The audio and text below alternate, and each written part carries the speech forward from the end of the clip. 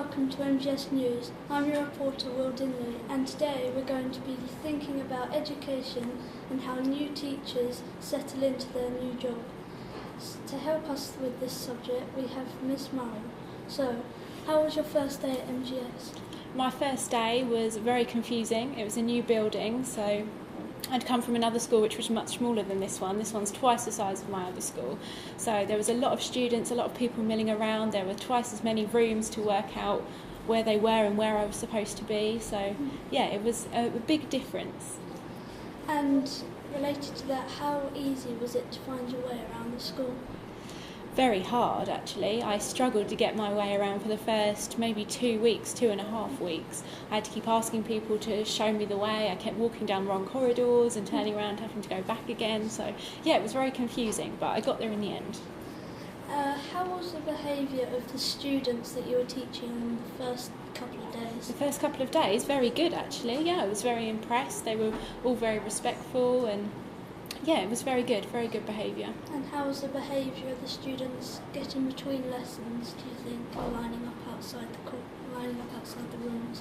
Lining up outside the rooms, again, it mirrored how it was in the classroom. They all walked in the straight line, they all walked in the right-hand side of the corridor, don't they? So yes, it was good, very good.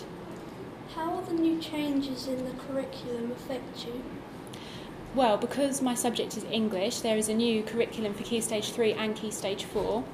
So this year I've been working on the old curriculum and the one that was brought in before. So I've been learning the national curriculum levels and things, and obviously they're all going to be changing at the end of this year. So it will be a big change, I think, and the things that I'll be teaching will be different. We're teaching more Shakespeare at Key Stage 3, a lot of poetry, a lot of reading. So those things will be different, but as I've only just started sort of learning the old system this year, I don't think it will be too hard for me to then change and learn a new system, because I'm used to learning at the moment. Okay. How did you feel about the strike yesterday and how did it affect you? It didn't affect me directly because obviously I'm a PGCE student at the moment, so I didn't strike and I was in school, but school was very quiet because obviously we didn't have year 7, 8 or 9 in. So it was a very quiet day, but obviously I can understand why teachers are striking and they're campaigning for their rights and their pay and conditions. So it was an important thing, I think, for teachers to be able to do that.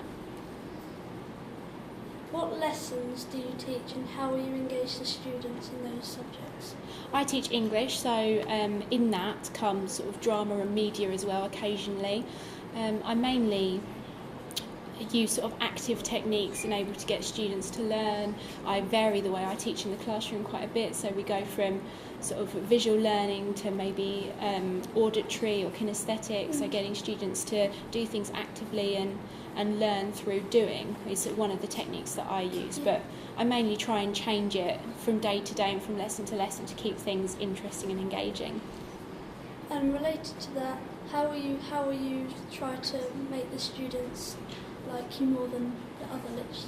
Will you try to make the lessons really fun and engaging? Okay, well, I don't think it's not a competition at the end of the day, but I think just trying to make sure that the students are learning what I want them to learn and that are learning the things in the curriculum that I'm supposed to be teaching them. So if I do something and it doesn't seem to be working, then part of the job is that you then have to change and you have to adapt and you have to work out what works for some students and what doesn't work for others.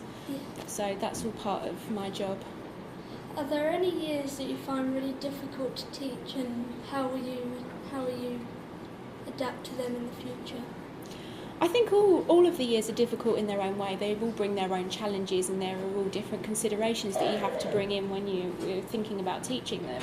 There aren't any years in particular that I find it difficult to teach, but I think obviously as the years go up and teaching things like A-level and top level of GCSE, that's obviously, it takes a lot of preparation and you have to think about my own subject knowledge when I'm teaching that and what I teach to them and making it relevant and ensuring at the end of the day that they have the knowledge to sit those exams. So yeah, but I wouldn't have said that teaching the higher levels or the lower levels is any less challenging, it's just challenging in a different way.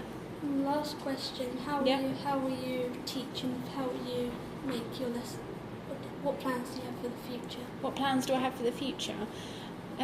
Well, at the moment, I've got to get through this year, and then next year I shall be in a full-time job, so I'll be thinking about teaching a slightly fuller timetable and things like that. So they're my main concerns at the moment, but eventually I'd like to move up the levels of teaching, maybe be head of department one day, but it's a slow process and it's a learning curve, so that's what I'm focusing on at the moment. So, well, unfortunately we're out of time. Thank you very much, Miss Merrill. You Thank you. answered those questions very well. I hope you have a good day, and goodbye from your reporter, Will Dinley.